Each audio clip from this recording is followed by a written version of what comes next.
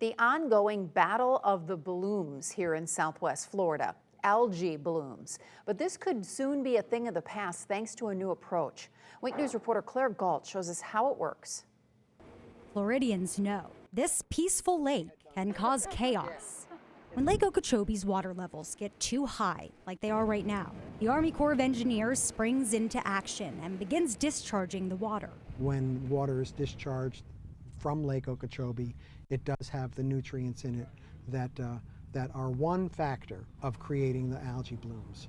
Southwest Floridians remember the green, smelly, dangerous blooms that coated our canals in 2018. Bob Verastro spent 22 years working to curb the brunt of the blooms. His research focused on the aquifer storage and recovery part of the Everglades Restoration Project, known as ASR. The project's goal? To build these wells they call ASR wells. When Lake Okeechobee was at a level that was undesirably high, we could take that water and bank it in ASR wells underground. After 2 years of testing and drilling, construction on the first 4 wells that will hold Lake O's water is complete. This is really the first time that ASR is being used for an environmental restoration.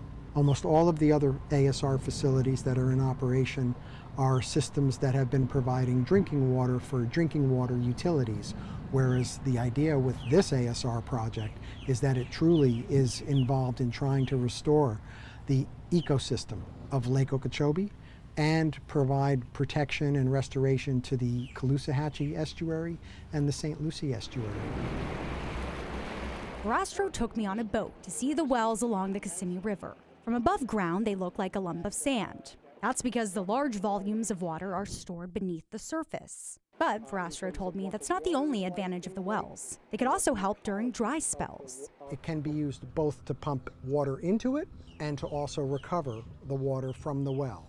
But getting to that point takes a lot of testing and a lot of research. Drilling and constructing the wells is just the first step. There's going to be several years of baseline monitoring before we actually even begin to operate the wells, so that we have a firm understanding of what is happening in the environment before we actually begin affecting the environment with the wells. Verastro told me it could be 4 to 5 years before they're ready. But he told me the wells are worth the wait.